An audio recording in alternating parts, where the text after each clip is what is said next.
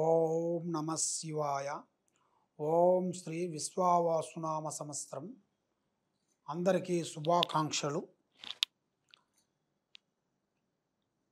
వృచ్చిక రాశి ఫలితాలు ఈ ఉగాది నుంచి వచ్చే ఉగాది వరకు ఈ 12 రాశులకి స్థితిగతులు ఎలా ఉన్నాయి, అదృష్ట యోగం ఎంతవరకు వచ్చింది, ధనప్రాప్తి యోగం ఎలా ఉంది, సంతాన యోగం ఎంతవరకు వచ్చింది అనేది ఇప్పుడు మనం చెప్పబోతున్నాం. ఈ రాశిలో ఉండవలసిన వాళ్ళకి విశాఖ నక్షత్రము 1, 2, 3, 4 పాదములు అనగా, ఆరుద్ర నక్షత్రము 2, 3, 4 పాదములు అనగా, జ్యేష్ఠ నక్షత్రము 1, 2, 3, 4 పాదములు కలిస్తేనే వృశ్చిక రాశి ఫలితాలు. ఈ రాశి వాళ్ళకి ఆదాయములో చూసుకుంటే ఆదాయములో 2, ఖర్చులో 14, రాజపూజిత 5, అవమానాలు 2. కాబట్టి వీళ్ళకి ఎంత డబ్బు సంపాదించినా కూడా, కానీ వీళ్ళకి డబ్బు విశేషం అనేది ఒక రకంగా కాదు.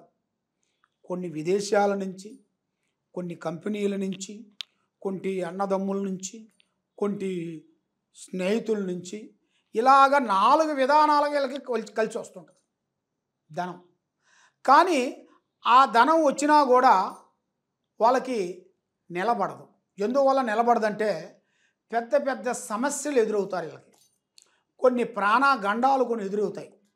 మరి కొన్ని కుటుంబంలో కొన్ని సమస్యలు, కొన్ని ప్రాణాలు నష్టం కావటం, ఆ ప్రాణాలు నష్టమైన తర్వాత డబ్బు నష్టం కావటం, మళ్ళీ డబ్బు నష్టమైన తర్వాత పరువు నష్టం కావటం, మళ్ళీ అలాంటి కొన్ని సమస్యలు కొన్ని కావటం, మరి భార్యాభర్తల్లో కొన్ని సమస్యలు రావటం, లేనిపోయిన సికాకులు కొన్ని ఎదురు కావటం, మరి చిన్న సమస్యనే పెద్ద సమస్యగా చేసుకోవటం, జీవితాన్ని వాళ్ళ కెరీర్ని దెబ్బతీసుకోవటం, ఇలాంటి సంఘటనలు కొన్ని జరుగుతుంటాయి. మరి ఈ రాశిలో ఉండవలసిన వాళ్ళకి మెయిన్గా ధనప్రాప్తి యోగం తగ్గిపోయింది. మరి ఇప్పుడు ఉగాది నుంచి కొంచెం మార్పులు కొంచెం రాబోతున్నాయి.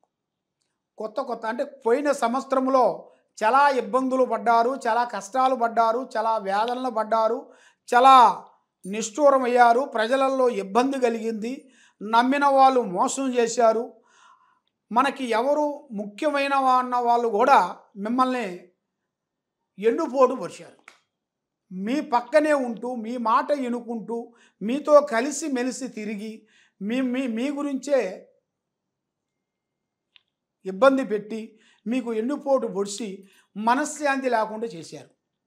మరి ఇప్పుడు ఈ ఉగాది నుంచి వచ్చే ఉగాది లోపులో కొన్ని మార్పులు, కొన్ని విధానాలు, కొన్ని ఎదురయ్యే మార్గాలు కూడా అతి దగ్గరలో కూడా ఇలా జాతక యోగంలో కూడా చాలా వరకు కనబడుతున్నాయి. మరి వ్యాపారదారులకి, ఉద్యోగదారులకి ప్రమోషన్లు కొన్ని రాబోతున్నాయి. మరి ఎన్నో రోజుల నుంచి రావాల్సిన కొన్ని ప్రమోషన్లు ఆగిపోయినాయి కూడా ఇప్పుడు అతి వేగంగా రాబోతున్నాయి. ప్రమోషన్ మార్పు, పెద్ద కార్యక్రమాలు, మళ్ళీ ఇలా చేతుకుంటే కొన్ని బిజినెస్లు, ఇలా చేతుకుంటే కొన్ని కార్యక్రమాలు అభివృద్ధిగా రావాల్సి ఉన్నాయి. మరి ఎన్నో రోజుల నుంచి కోర్టులో పడ్డ కొన్ని సమస్యలు, భూమి సమస్యలు కానీ, మళ్ళీ భార్యాభర్తల సమస్యలు కానీ, ఎలాంటి సమస్యలు ఉన్నా కూడా ఆ సమస్యలకి ఒక మలుపు, అంటే ఒక గడ్డ ఎక్కాల్సింది, ఒక మెట్టు ఎక్కాల్సిన టైం దగ్గరికి వచ్చింది. మరి ఈ జాతకంలో ఉండవలసిన వాళ్ళకి కళ్యాణ యోగము, ఎన్నో రోజుల నుంచి వీళ్ళు అనుకున్న కళ్యాణ విధానాలు కూడా ఆగిపోయినాయి కూడా ఇప్పుడు మంచి కళ్యాణ ప్రాప్తి యోగం అనేది ఇలా జాతకంలో ఉంది. కానీ మరి ప్రేమ గురించి ఎన్నో విధానాలుగా ప్రేమించి, ఎంతో ప్రేమించినా కూడా ఆ ప్రేమ వీళ్ళకి దక్కుకోకుండా పోతుంటుంది. కాబట్టి ప్రేమ వల్ల ఎన్నో బాధలు పడుతుంటూ, ఎన్నో కష్టాలు పడుకుంటూ, ప్రజలలో లేనిపోయిన మాటలు వచ్చి, లేనిపోయిన సికాకులు వచ్చి, మనశ్శాంతి లేకోకుండా సతమతమైపోతుంటారు. మరి వీళ్ళకి విదేశాల ప్రయాణాలు ఉన్నాయి. అంటే బయట దేశాలు వెళ్ళటం, అక్కడ కొన్ని వ్యాపారాలు కొన్ని చేసుకోవటం, కొంత బిజినెస్ స్టార్ట్ చేయటం, దాంట్లో డెవలప్మెంట్ కావటం, అలాంటి వీళ్ళ జాతక యోగంలో చాలా వరకు అభివృద్ధిగా వచ్చే యోగము ఇలా యోగంలో కనబడుతుంది. కాబట్టి మరి వైవాహిక జీవితం అంటే భార్యాభర్తల మధ్య లేనిపోయిన సంఘటనలు, లేనిపోయిన సికాకులు, లేనిపోయిన ఇబ్బందులు, కొన్ని ఎదురయ్యే మార్గాలు కొన్ని కనబడుతున్నాయి. దానివల్ల ఇలా కెరీర్లో చాలా వరకు జీవిత భాగస్వామి వల్ల సమస్యలు రావటం, మానసికంగా కుమిలిపోవటం, మానసికంగా ఇబ్బందులు పడటం, మనస్సు త్రికార శుద్ధి డిస్టర్బెంట్ కావటం, ఇలా జాతకంలో జరుగుతాయి. కొన్ని జాగ్రత్తలు పడాలి. కొన్ని జాగ్రత్తలు పడకోకుండా అజాగ్రత్తగా ఆలోచించినట్టుగైతే చాలా చాలా చాలా చాలా చాలా వరకు కొన్ని ప్రమాదాలు, కొన్ని ఎదురయ్యే మార్గాలు కూడా ఈ జాతకంలో కొన్ని కనబడుతున్నాయి. మరి మీ జీవిత యోగంలో చూసుకుంటే మీకు ప్రయాణాలు, దూర ప్రయాణాలు, దూరగా దర్శనాలు, అంటే ఏరే గుళ్ళు దర్శనం చేసి రావటం, ఇలాంటివి మీ జాతకంలో చేయాలి. మీరు ముఖ్యంగా చేయాల్సింది ఏంటంటే, భగవంతుడు అనేది ఏ రూపంలో మనకి ఏ టైంలో ఏ విధంగా మనకు ఎదురవుతాడో చెప్పలేము. కాబట్టి మేము చెప్పేవన్నీ మేము చెబుతుంటాం. కాబట్టి చాలామంది గురువుగారు మీరు ఎన్నో విధానాలకు చెప్పారు కానీ మరి మాకు కాలేదండి అని అనుకుంటారు. కాబట్టి దేనికైనా ఒక టైం రావాలి. ఆ టైం వచ్చింది మీకు, ఆ టైము దగ్గరికి వచ్చేసింది. మరి ఇప్పుడు మాకు కూడా ఆ భగవంతుడు అనుగ్రహం అనేది ఉండాలి కదా. మరి ఆ భగవంతుడు అనుగ్రహం లేనిది మేము మీ ప్రజలకి మేము చెప్తున్నాము. మీరు చెప్పిన దాన్ని వింటారు కానీ కొన్ని పాటిస్తారు, కొన్ని పాటించరు. కాబట్టి కొన్ని పాటించినట్టుకైతే తప్పకుండా మీలో ఒక విజయము, ఒక అభివృద్ధి, ఒక మనశ్శాంతి మీకు కలుగుతుంది. మరి ఈ సంవత్సరంలో ఈ ఉగాది నుంచి వచ్చే ఉగాది లోపు కల్లా రాజకీయ నాయకులకి, వ్యాపార రంగంలో ఉండవలసిన వాళ్ళకి, సినీ ఫీల్డ్లో ఉండవలసిన వాళ్ళకి, ఈ యూట్యూబ్ రంగంలో ఉండవలసిన వాళ్ళకి కొంచెం దిశ తిరిగే యోగం రాబోతుంది. వీళ్ళు ఊహించని అదృష్టము, ఊహించని దిశ, ఊహించని లక్కు అలాంటిది ఇలా జాతకంలో రాబోతుంది. కాబట్టి అది కూడా వీళ్ళు చూసి అడిగేయాలి. వీళ్ళు ఏం కాదులేని కళ్ళు మూసుకొని ఏం కాదులే అనుకొని వేసినట్టుగైతే చాలా వరకు ఇబ్బందులు ఎదురయ్యే మార్గాలు కూడా కొన్ని కనపడుతున్నాయి. దాంట్లో కూడా కొన్ని జాగ్రత్తలు కొన్ని తీసుకోవాలి. మరి ముఖ్యంగా వీళ్ళు పూజించాల్సింది శ్రీ గణపతి, విద్యా గణపతి. ఆ గణపతిని వీళ్ళు పూజించాలి. గణపతి గుడికి వెళ్ళి కొన్ని 9 సార్లు తిరిగేసి 9 సార్లు ప్రదర్శన చేసి ఆ గణపతికి మేనుగా తెల్ల జిల్లేడు పూలతో ఆయన్ని పూజించాలి. ఆయన పూజించి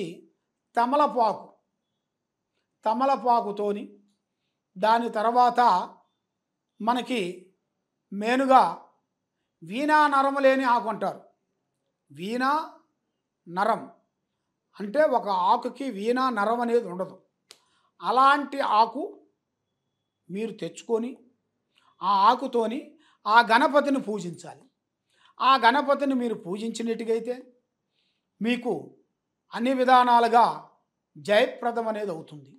మరి ఆ నరం వీణ లేని ఆకు ఎక్కడ దొరుకుతుంది స్వామి అని చాలామందికి చాలా సందేహాలు ఉంటాయి.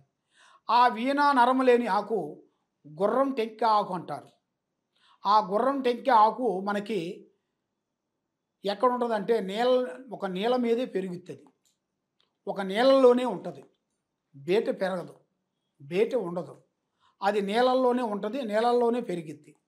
ఆ ఆకును తెచ్చుకొని 101 ఆకు తెచ్చి మీరు ఆ గణపతికి మీరు పూజా బలం చేసినట్టుగైతే తప్పకుండా మీకు అష్ట ఔశ్వర్యాలు, భాగ్యభోగాలు, మనశ్శాంతి, లక్ష్మి ప్రాప్తి కలుగుతుంది. ఆరోగ్యాలు, చేయాల్సిన పనులు మీకు అన్ని విధానాలుగా మీకు విజయవంతం అవుతాయి. మనశ్శాంతి కలుగుతుంది. మీరు ఏ కార్యక్రమం చేసినా ఏది చేసినా కూడా మీరు అన్నదానం చేయాలి, వృద్ధుల్ని ప్రేమించాలి, వృద్ధులకి సాకారం చేయాలి. మీ చేతుకుంట కొన్ని పండ్లు దానం చేయాలి. దాంతోపాటు గోమాతకి మీ చేతుకుంట కొన్ని పండ్లు, కొన్ని ధాన్యములు మీ చేతుకుంట ఆ గోమాతకి మీరు పంచిపెట్టినట్టుగైతే మీకు అన్ని విధానాలుగా బాగుంటుంది, మనశ్శాంతి కలుగుతుంది, చేయాల్సిన కార్యక్రమాలు మీకు అభివృద్ధిగా పొందుతాయి. కాబట్టి మీరు చేయాల్సిన ఆ పూజా బలం చేసినట్టుగైతే మీకు మనశ్శాంతి కలుగుతుంది. కాబట్టి మీరు ఎక్కడెక్కడో పోయి ఎన్నో పూజలు చేయించుకొని, ఎన్నో పూజలు చేయించుకున్నా కూడా ప్రతిఫలం లేకోకుండా బాధపడతా ఉన్నారా? ఈ కింద ఉండాల్సిన నెంబర్‌కి సంప్రదించినట్టుగైతే నీ పేరుని బట్టి, మీ సమయాన్ని బట్టి, మీ ఇంట్లో ఏముంది, మీ ఒంట్లో ఏముంది, మీ భార్య మీద ఏముంది, మీ పిల్లల మీద ఏముంది, వాళ్ళ చదువులు ఎంతవరకు వచ్చినాయి అనేది జాతక విధానం పెట్టి చూసి అన్ని విషయాలు మేము చూసి చెప్పగలుగుతాము. కాబట్టి ఏ సందేహం ఉన్నా మమ్మల్ని సంప్రదించండి. సర్వే జనా సుఖినో భవంతు. ఓం నమః శివాయ, నమః శివాయ, నమః శివాయ.